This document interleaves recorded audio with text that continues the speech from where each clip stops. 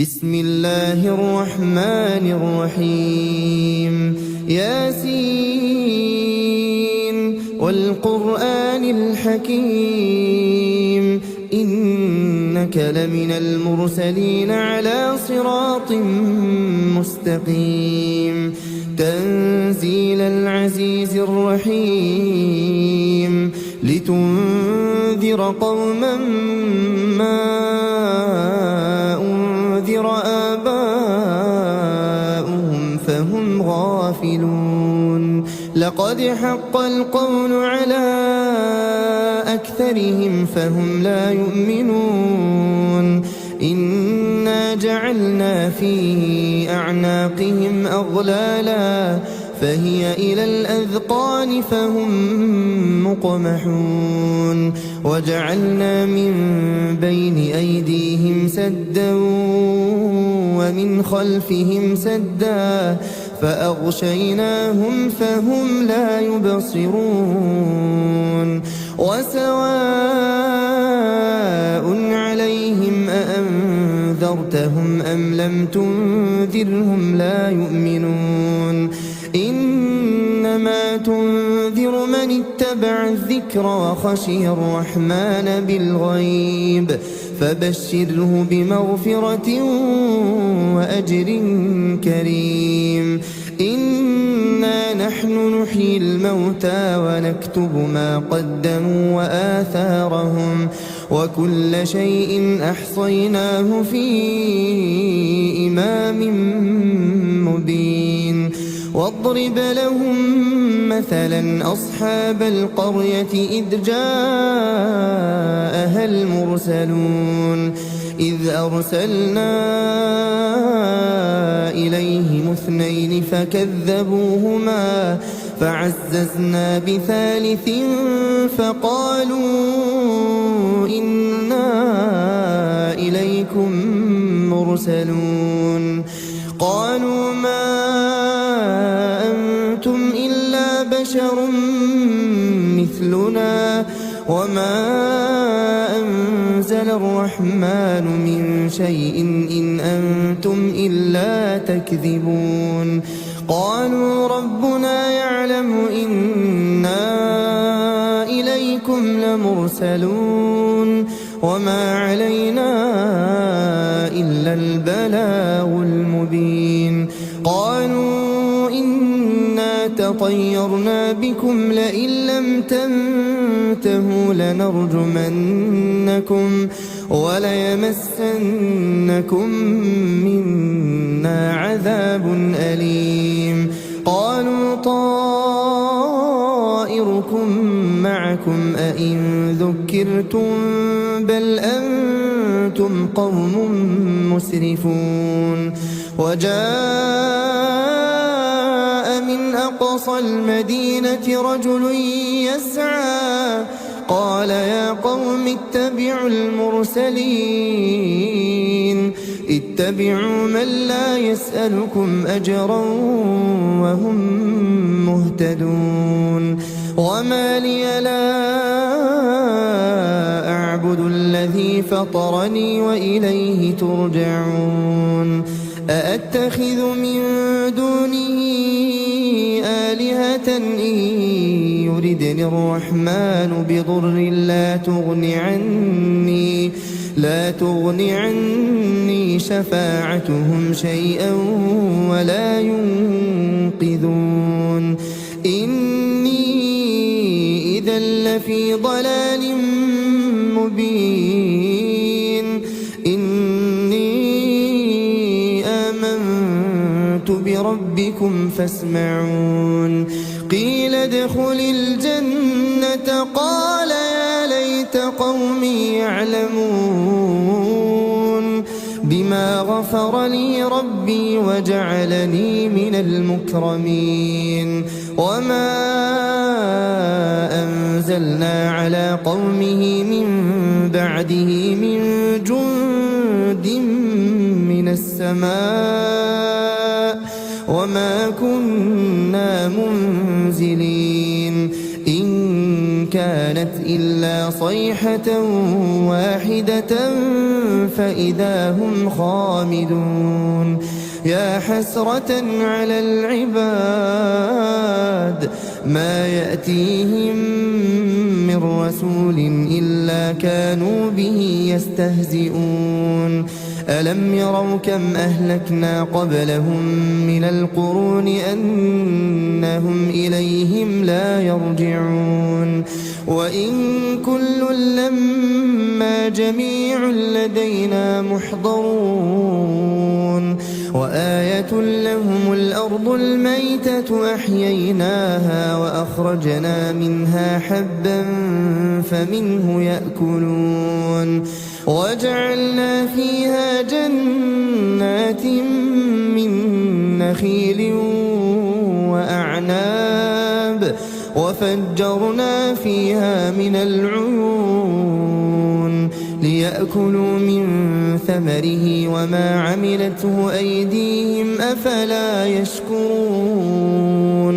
سبحان الذي خلق الأزواج كلها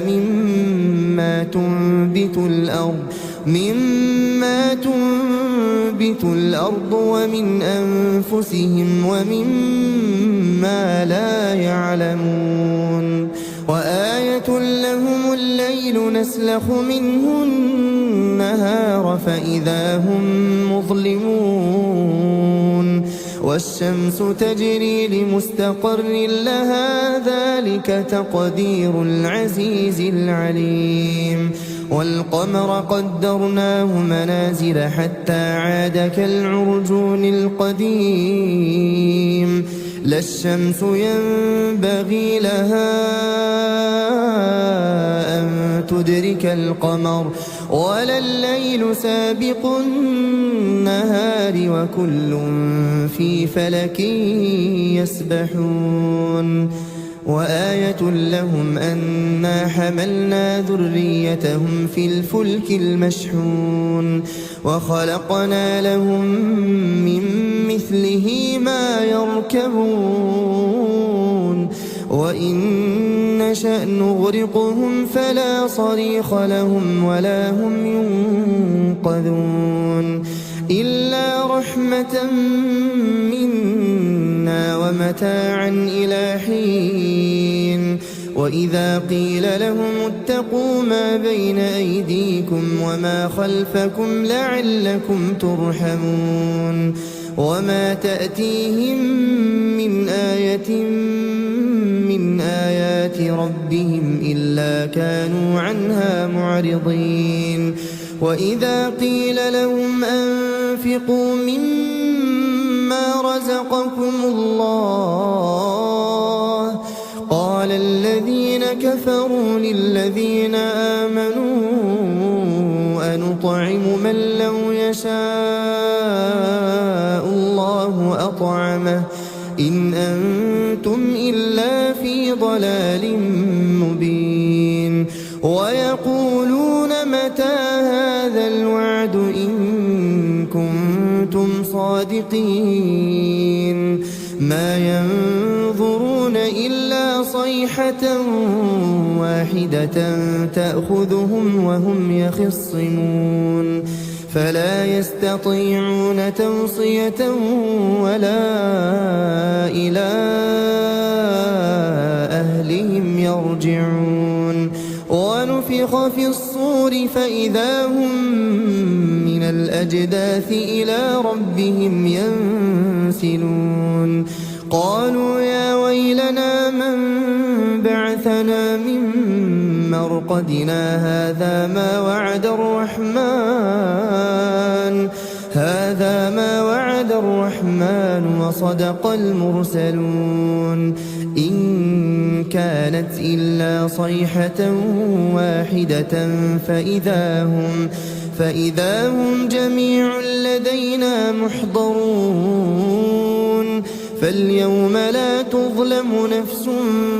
شيئا ولا تجزون إلا ما كنتم تعملون إن أصحاب الجنة اليوم في شغل فاكهون هم وأزواجهم في ظلال على الأرائك متكئون لهم فيها فاكهة ولهم ما يدعون سلام قولا من رب رحيم وامتازوا اليوم أيها المجرمون ألم أعهد إليكم يا بني آدم ألا تعبدوا الشيطان إنه لكم عدو مبين وأن اعبدوني هذا صراط مستقيم ولقد أضل منكم جبلا كثيرا أفلم تكونوا تعقلون هذه جهنم التي كنتم توعدون اصلوها اليوم بما كنتم تكفرون اليوم نختم على أفواههم وتكلمنا أيديهم وتشهد أرجلهم بما كانوا يكسبون ولو نشاء لطمسنا على أعينهم فاستبقوا الصراط فأنى يبصرون ولو نشاء لمسخناهم على مكانتهم فما استطاعوا مضيا ولا يرجعون ومن نعمره ننكسه في الخلق أفلا يعقلون وما علمناه الشعر وما ينبغي له إن هو إلا ذكر وقرآن مبين لينذر من كان حيا ويحق القول على الكافرين أولم يروا أنا خلقنا لهم مما عملت أيدينا أنعاما فهم لها مالكون وذللناها لهم فمنها ركوبهم ومنها يأكلون ولهم فيها منافع ومشارب أفلا يشكرون واتخذوا من دون الله آلهة لعلهم ينصرون لا يستطيعون نصرهم وهم لهم جند محضرون فلا يحزنك قولهم إنا نعلم ما يسرون وما يعلنون أولم ير الإنسان أنا خلقناه من نطفة فإذا هو خصيم مبين وضرب لنا مثلا ونسي خلقه قال من يحيي العظام وهي رميم قل يحييها الذي أنشأها أول مرة وهو بكل خلق عليم الذي جعل لكم من الشجر الأخضر نارا فإذا أنتم منه توقدون أوليس الذي خلق السماوات والأرض بقادر على أن يخلق مثلهم بلى وهو الخلاق العليم إنما أمره إذا أراد شيئا أن يقول له كن فيكون فسبحان الذي بيده ملكوت كل شيء وإليه ترجعون. بسم الله الرحمن الرحيم. الرحمن علم القرآن خلق الإنسان علمه البيان. الشمس والقمر بحسبان والنجم والشجر يسجدان. والسماء رفعها ووضع الميزان ألا تطغوا في الميزان وأقيموا الوزن بالقسط ولا تخسروا الميزان. والأرض وضعها للأنام فيها فاكهة والنخل ذات الأكمام والحب ذو العصف والريحان. فبأي آلاء ربكما تكذبان؟ خلق الإنسان من صلصال كالفخار وخلق الجان من مارج من نار. فبأي آلاء ربكما تكذبان؟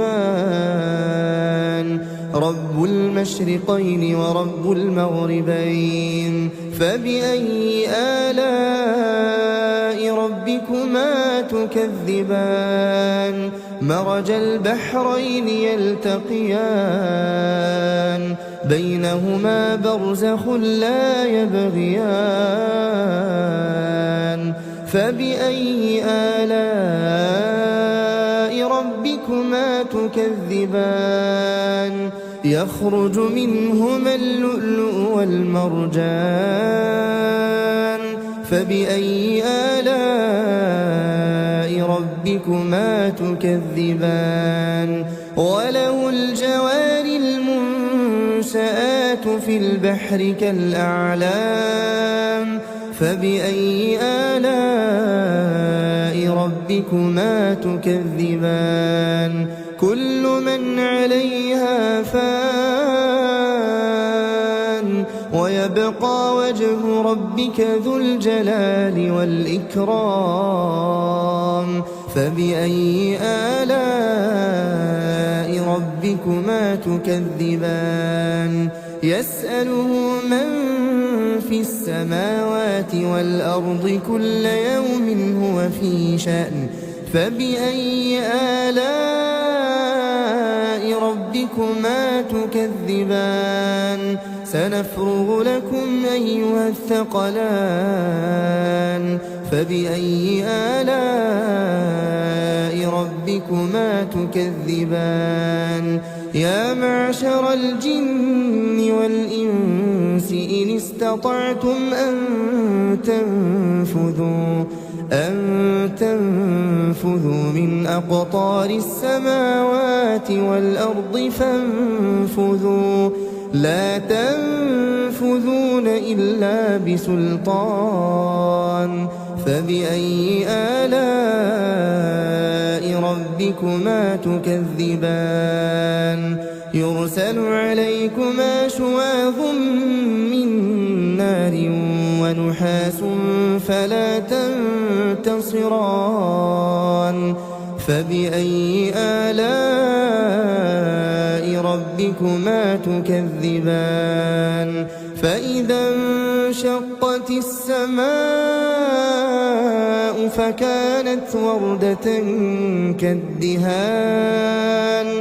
فبأي آلاء ربكما تكذبان؟ فيومئذ لا يسأل عن ذنبه إنس ولا جان. فبأي آلاء ربكما تكذبان؟ يوجهون بسيماهم فيؤخذ بالنواصي والأقدام فبأي آلاء ربكما تكذبان هذه جهنم التي يكذب بها المجرمون يطوفون بينها وبين حميم آن فبأي آلاء ربكما تكذبان ولمن خاف مقام ربه جنتان فبأي آلاء ربكما تكذبان ذواتا أفنان فبأي آلاء ربكما تكذبان فيهما عينان تجريان فبأي آلاء ربكما تكذبان فيهما من كل فاكهة زوجان فبأي آلاء ربكما تكذبان متكئين على فرش بطائنها من استبرق وجنى الجنتين دان فبأي آلاء ربكما تكذبان فيهن قاصرات الطرف لم يطمثهن إنس قبلهم ولا جان فبأي آلاء ربكما تكذبان كأنهن الياقوت والمرجان فبأي آلاء ربكما تكذبان هل جزاء الإحسان إلا الإحسان فبأي آلاء ربكما تكذبان ومن دونهما جنتان فبأي آلاء ربكما تكذبان مدهامتان فبأي آلاء ربكما تكذبان فيهما عينان نضاختان فبأي آلاء ربكما تكذبان فيهما فاكهة ونخل ورمان فبأي آلاء ربكما تكذبان فيهن خيرات حسان فبأي آلاء ربكما تكذبان حور مقصورات في الخيام فبأي آلاء ربكما تكذبان لم يطمثهن إنس قبلهم ولا جان فبأي آلاء ربكما تكذبان متكئين على رفرف خضر وعبقري حسان فبأي آلاء ربكما تكذبان تبارك اسم ربك ذي الجلال والإكرام بسم الله الرحمن الرحيم وقعت الواقعة ليس لوقعتها كاذبة خافضة رافعة إذا رجت الأرض رجا وبست الجبال بسا فكانت هباء منبثا وكنتم أزواجا ثلاثة فأصحاب الميمنة ما أصحاب الميمنة وأصحاب المشأمة ما أصحاب المشأمة والسابقون السابقون أولئك المقربون في جنات النعيم ثلة من الأولين وقليل من الآخرين على سرر موضونة متكئين عليها متقابلين يطوف عليهم ولدان مخلدون بأكواب وأباريق وكأس من معين لا يصدعون عنها ولا ينزفون وفاكهة مما يتخيرون ولحم طير مما يشتهون وحور عين كأمثال اللؤلؤ المكنون جزاء بما كانوا يعملون لا يسمعون فيها لغوا ولا تأثيما إلا قيلا سلاما سلاما وأصحاب اليمين ما أصحاب اليمين في سدر مخضود وطلح منضود وظل ممدود وماء مسكوب وفاكهة كثيرة لا مقطوعة ولا ممنوعة وفرش مرفوعة إنا أنشأناهن إنشاء فجعلناهن أبكارا عربا أترابا لأصحاب اليمين ثلة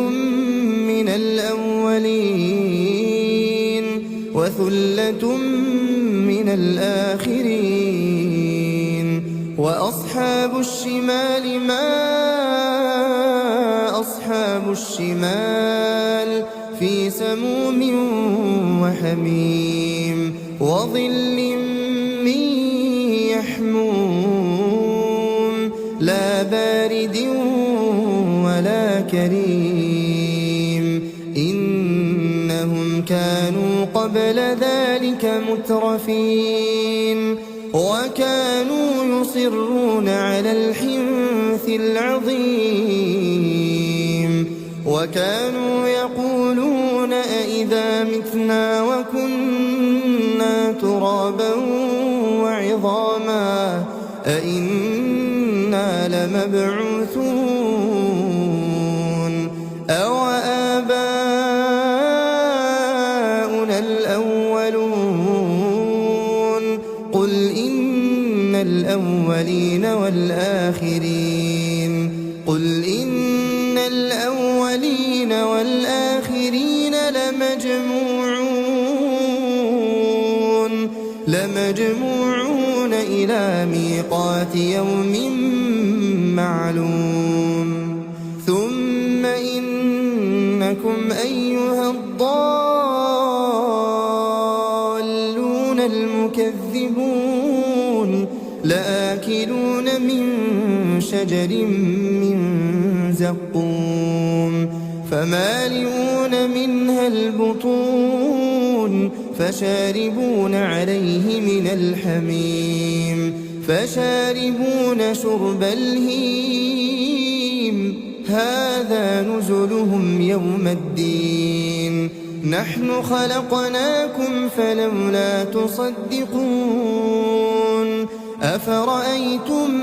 ما تمنون أأنتم تخلقونه أم نحن الخالقون نحن قدرنا بينكم الموت وما نحن بمسبوقين على أن نبدل أمثالكم وننشئكم فيما لا تعلمون ولقد علمتم النشأة الأولى فلولا تذكرون أفرأيتم ما تحرثون أأنتم تزرعونه أم نحن الزارعون لو نشاء لجعلناه حطاما فظلتم تفكهون إنا لمغرمون بل نحن محرومون أفرأيتم الماء الذي تشربون أأنتم أنزلتموه من المزن أم نحن المنزلون لو نشاء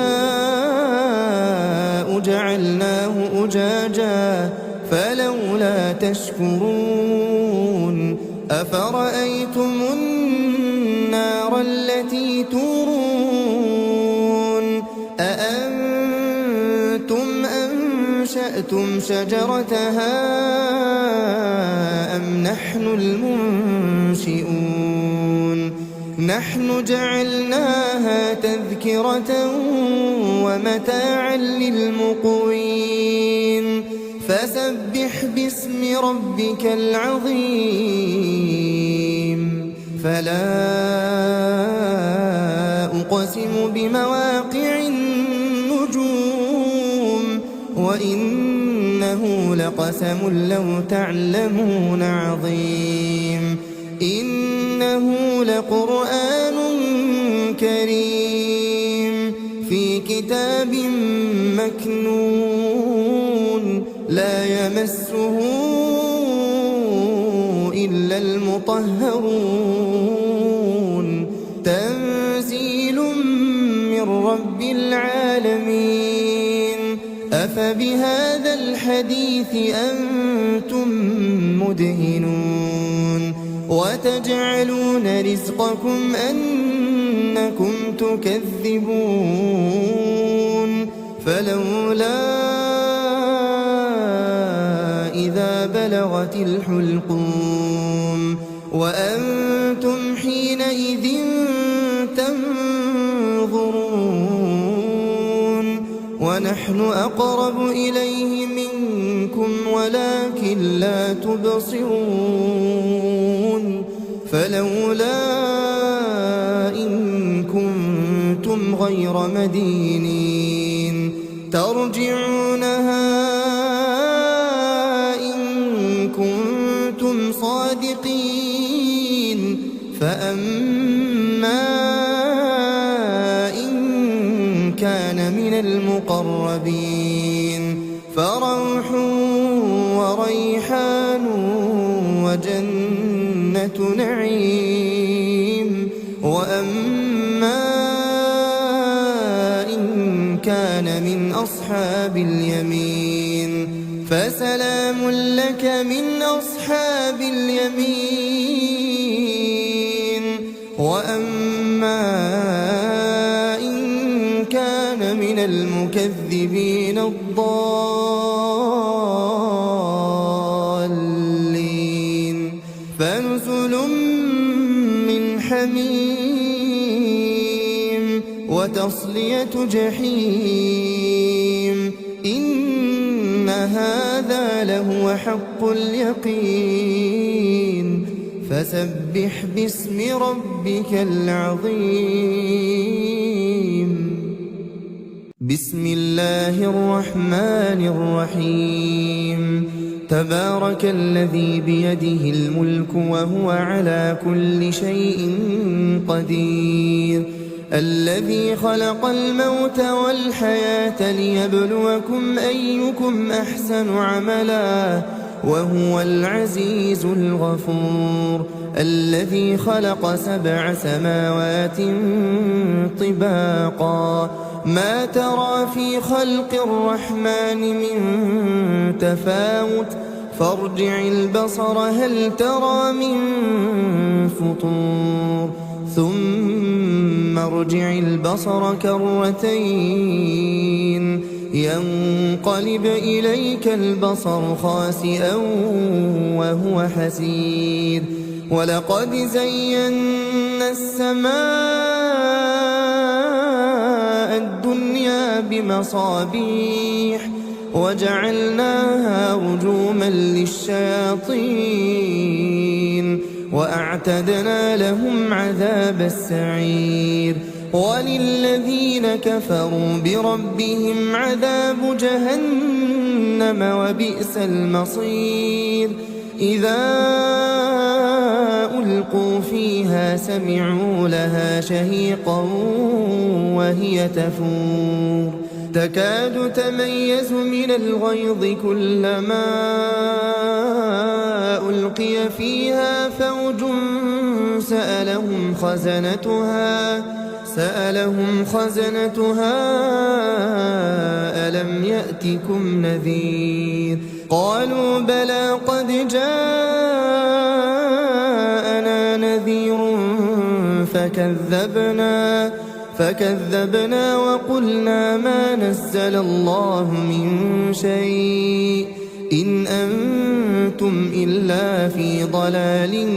كبير وقالوا لو كنا نسمع أو نعقل ما كنا في أصحاب السعير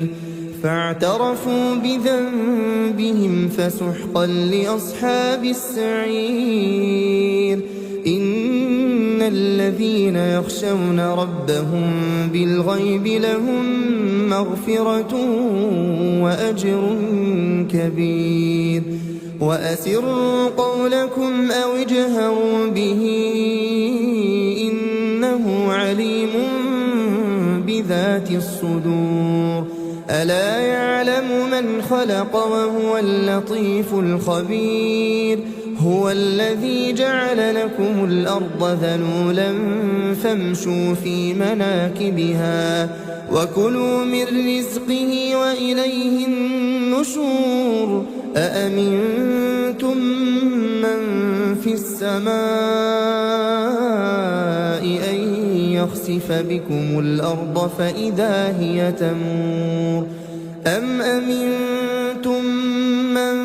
في السماء أن يرسل عليكم حاصبا فستعلمون كيف نذير ولقد كذب الذين من قبلهم فكيف كان نكير أولم يروا إلى الطير فوقهم صافات ويقبضن ما يمسكهن إلا الرحمن إنه بكل شيء بصير أمن هذا الذي هو جند لكم ينصركم من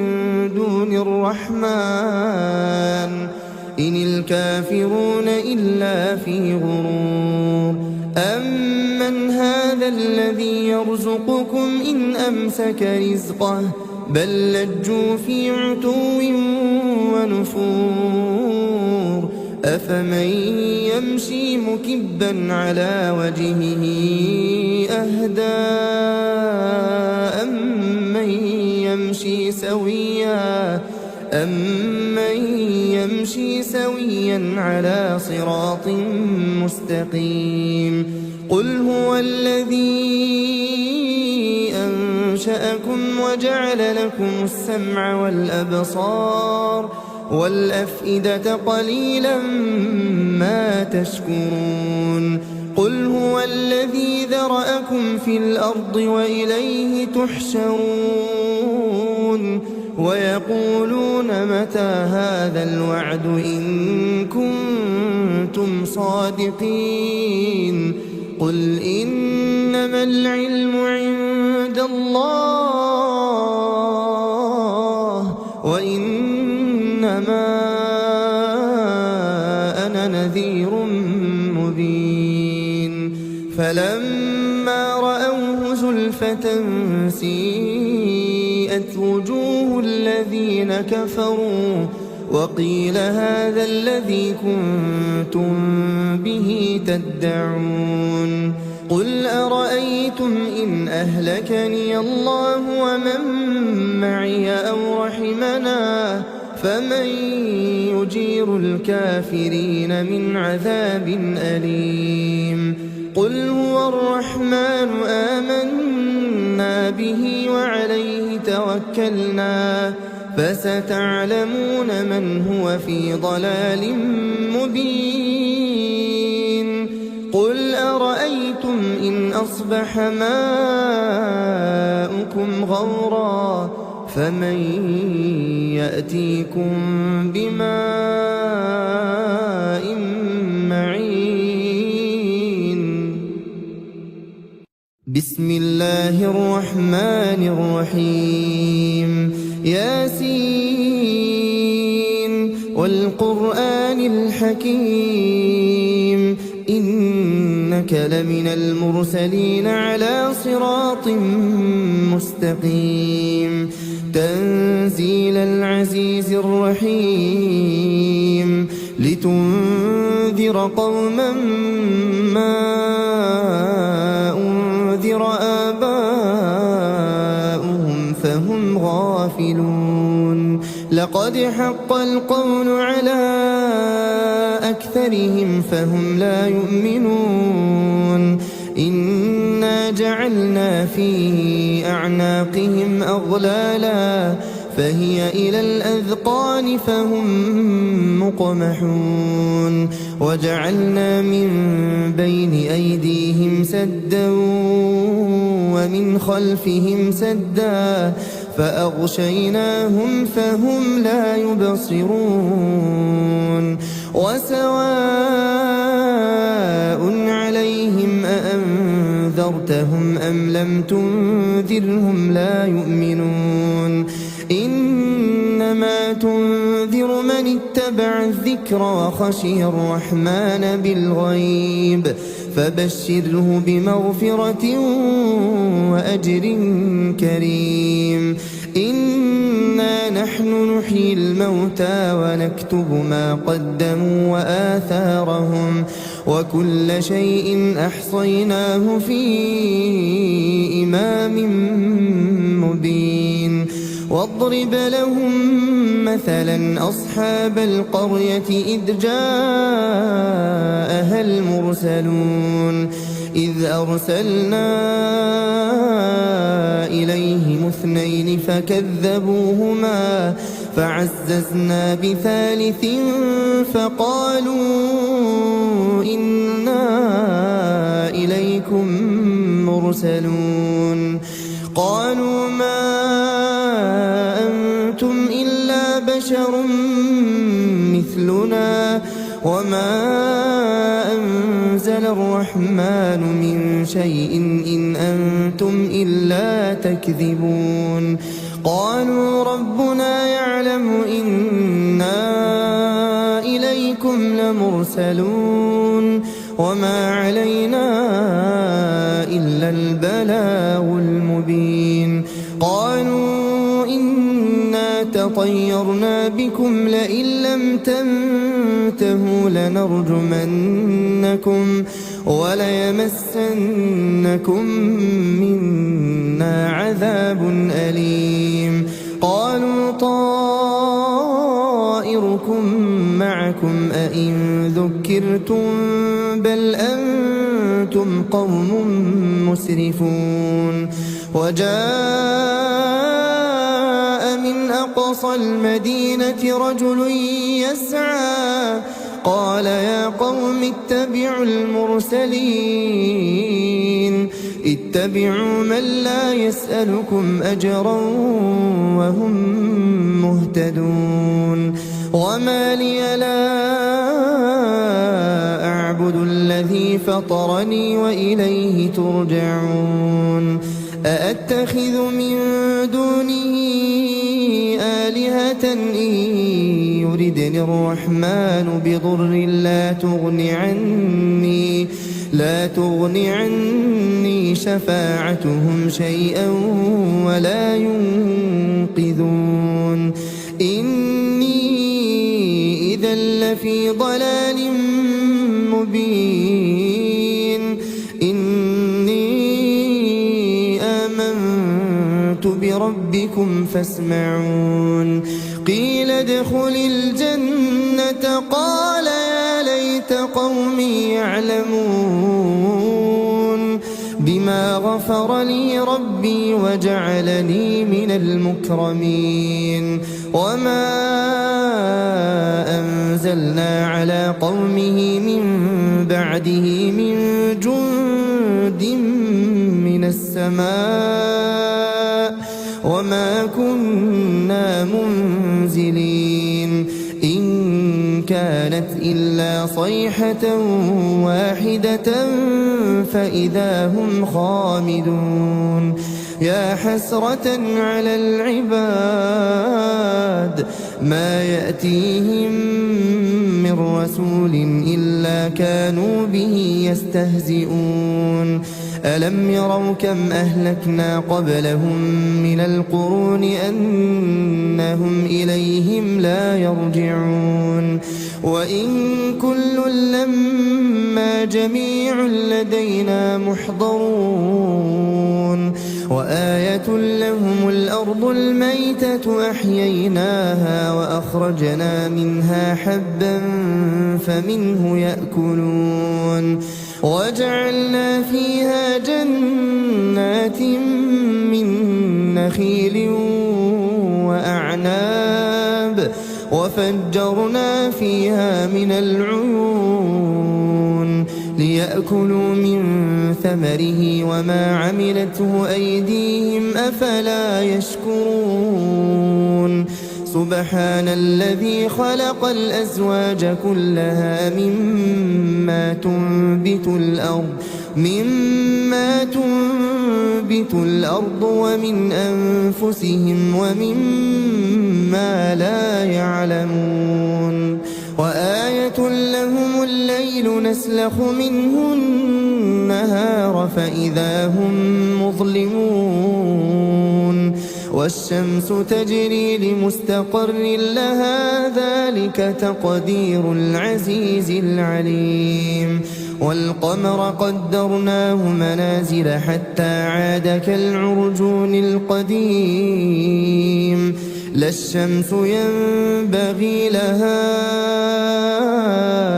أن تدرك القمر ولا الليل سابق النهار وكل في فلك يسبحون وآية لهم أنا حملنا ذريتهم في الفلك المشحون وخلقنا لهم من مثله ما يركبون وإن نشأ نغرقهم فلا صريخ لهم ولا هم ينقذون إلا رحمة منا ومتاعا إلى حين وإذا قيل لهم اتقوا ما بين أيديكم وما خلفكم لعلكم ترحمون وما تأتيهم من آية من آيات ربهم إلا كانوا عنها معرضين وإذا قيل لهم أنفقوا مما رزقكم الله قال الذين كفروا للذين آمنوا أنطعم من لو يشاء الله أطعمه إن أنتم إلا في ضلال مبين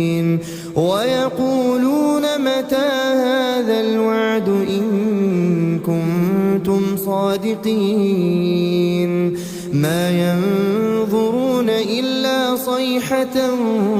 واحدة تأخذهم وهم يخصمون فلا يستطيعون توصية ولا إلى أهلهم يرجعون ونفخ في الصور فإذا هم من الأجداث إلى ربهم ينسلون قالوا يا ويلنا من بعثنا من مرقدنا هذا ما وعد الرحمن وصدق المرسلون إن كانت إلا صيحة واحدة فإذا هم جميع لدينا محضرون فاليوم لا تظلم نفس شيئا ولا تجزون إلا ما كنتم تعملون إن أصحاب الجنة اليوم في شغل فاكهون هم وأزواجهم في ظلال على الأرائك متكئون لهم فيها فاكهة ولهم ما يدعون سلام قولا من رب رحيم وامتازوا اليوم أيها المجرمون ألم أعهد إليكم يا بني آدم ألا تعبدوا الشيطان إنه لكم عدو مبين وأن اعبدوني هذا صراط مستقيم ولقد أضل منكم جبلا كثيرا أفلم تكونوا تعقلون هذه جهنم التي كنتم توعدون اصلوها اليوم بما كنتم تكفرون اليوم نختم على أفواههم وتكلمنا أيديهم وتشهد أرجلهم بما كانوا يكسبون ولو نشاء لطمسنا على أعينهم فاستبقوا الصراط فأنى يبصرون ولو نشاء لمسخناهم على مكانتهم فما استطاعوا مضيا ولا يرجعون ومن نعمره ننكسه في الخلق أفلا يعقلون وما علمناه الشعر وما ينبغي له إن هو إلا ذكر وقرآن مبين لينذر من كان حيا ويحق القول على الكافرين أولم يروا أنا خلقنا لهم مما عملت أيدينا أنعاما فهم لها مالكون وذللناها لهم فمنها ركوبهم ومنها يأكلون ولهم فيها منافع ومشارب أفلا يشكرون واتخذوا من دون الله آلهة لعلهم ينصرون لا يستطيعون نصرهم وهم لهم جند محضرون فلا يحزنك قولهم إنا نعلم ما يسرون وما يعلنون أولم ير الإنسان أنا خلقناه من نطفة فإذا هو خصيم مبين وضرب لنا مثلا ونسي خلقه قال من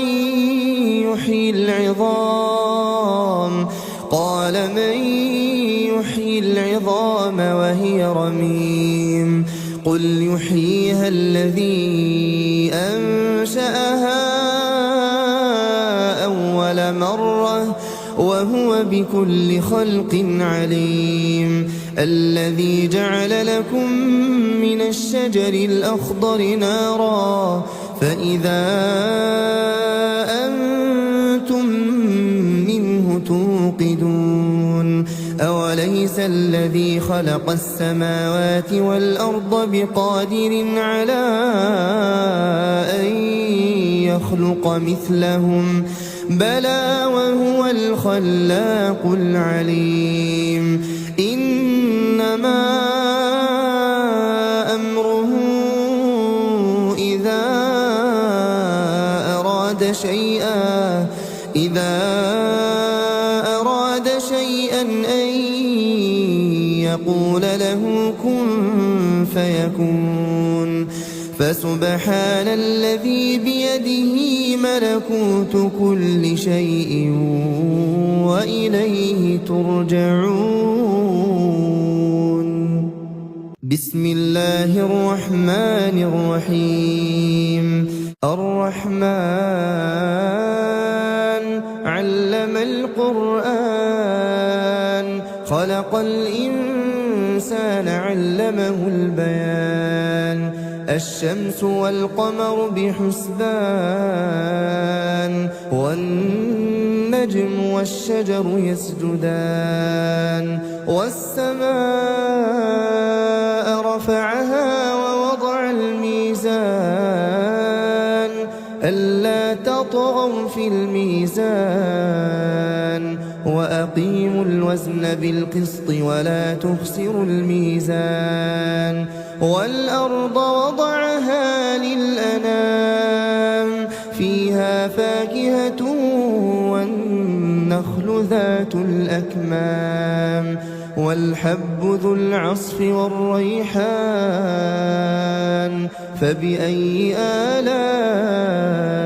ربكما تكذبان خلق الإنسان من صلصال كالفخار وخلق الجان من مارج من نار فبأي آلاء ربكما تكذبان رب المشرقين ورب المغربين فبأي آلاء ربكما تكذبان مرج البحرين يلتقيان بينهما برزخ لا يبغيان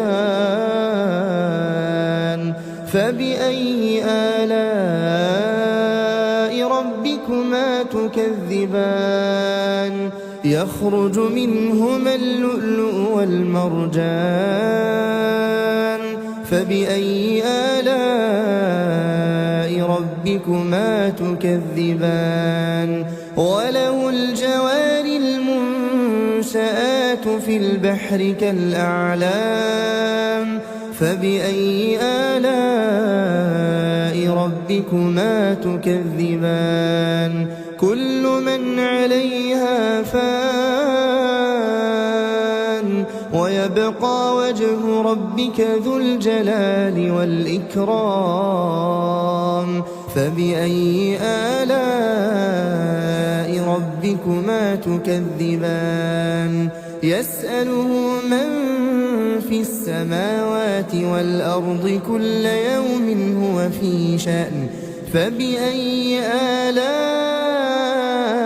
ربكما تكذبان سنفرغ لكم أيها الثقلان فبأي آلاء ربكما تكذبان يا معشر الجن والإنس إن استطعتم أن أن تنفذوا من أقطار السماوات والأرض فانفذوا لا تنفذون إلا بسلطان فبأي آلاء ربكما تكذبان يرسل عليكما شواظ من نار ونحاس فلا تنتصران فبأي آلاء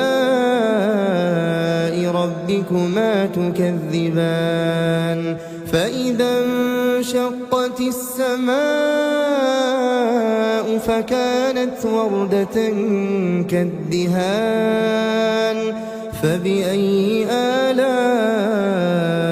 ربكما تكذبان فيومئذ لا يسأل عن ذنبه إنس ولا جان فبأي آلاء ربكما تكذبان يعرف المجرمون بسيماهم فيؤخذ بالنواصي والأقدام فبأي آلاء ربكما تكذبان هذه جهنم التي يكذب بها المجرمون يطوفون بينها وبين حميم آن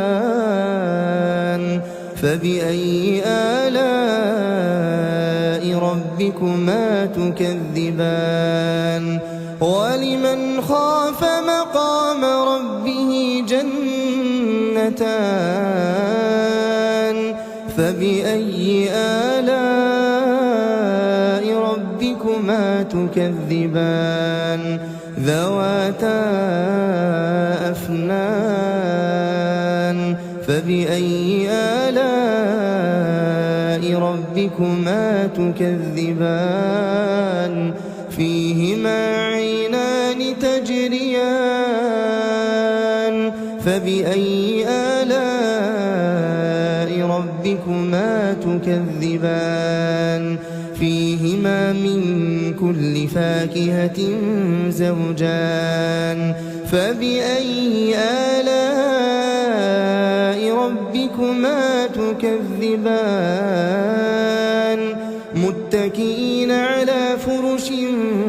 بطائنها من استبرق وجنى الجنتين دان فبأي آلاء ربكما تكذبان فيهن قاصرات الطرف لم يطمثهن إنس قبلهم ولا جان فبأي آلاء ربكما تكذبان كأنهن الياقوت والمرجان فبأي آلاء ربكما تكذبان هل جزاء الإحسان إلا الإحسان فبأي آلاء ربكما تكذبان ومن دونهما جنتان فبأي آلاء ربكما تكذبان مدهامتان فبأي آلاء ربكما تكذبان فيهما عينان نضاختان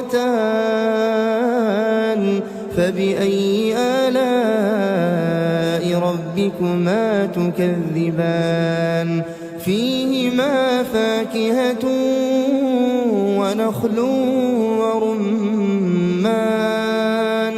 فبأي آلاء ربكما تكذبان فيهن خيرات حسان فبأي آلاء ربكما تكذبان حور مقصورات في الخيام فبأي آلاء ربكما تكذبان لم يطمثهن إنس قبلهم ولا جان فبأي آلاء ربكما تكذبان متكئين على رفرف خضر وعبقري حسان فبأي آلاء ربكما تكذبان تبارك اسم ربك ذي الجلال والإكرام بسم الله الرحمن الرحيم إذا وقعت الواقعة ليس لوقعتها كاذبة خافضة رافعة إذا رجت الأرض رجا وبست الجبال بسا فكانت هباء منبثا وكنتم أزواجا ثلاثة فأصحاب الميمنة ما أصحاب الميمنة وأصحاب المشأمة ما أصحاب المشأمة والسابقون السابقون أولئك المقربون في جنات النعيم ثلة من الأولين وقليل من الآخرين على سرر موضونة متكئين عليها متقابلين يطوف عليهم ولدان مخلدون بأكواب وأباريق وكأس من معين لا يصدعون عنها ولا ينزفون وفاكهة مما يتخيرون ولحم طير مما يشتهون وحور عين كأمثال اللؤلؤ المكنون جزاء بما كانوا يعملون لا يسمعون فيها لغوا ولا تأثيما إلا قيلا سلاما سلاما وأصحاب اليمين ما أصحاب اليمين في سدر مخضود وطلح منضود وظل ممدود وماء مسكوب وفاكهة كثيرة لا مقطوعة ولا ممنوعة وفرش مرفوعة إنا أنشأناهن إنشاء فجعلناهن أبكارا عربا أترابا لأصحاب اليمين ثلة من الأولين وثلة من الآخرين وأصحاب الشمال ما أصحاب الشمال في سموم وحميم وظل من يحموم لا بارد ولا كريم إنهم كانوا قبل ذلك مترفين وكانوا يصرون على الحنث العظيم وكانوا يقولون أئذا متنا وكنا ترابا وعظاما أئنا لمبعوثون أو آباؤنا الأولون قل إن الأولين والآخرين قل إن الأولين والآخرين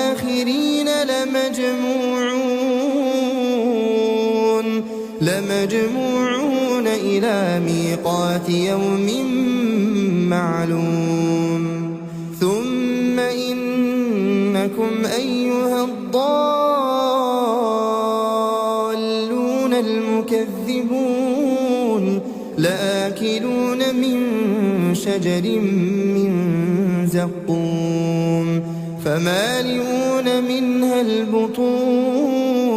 فشاربون عليه من الحميم فشاربون شرب الهيم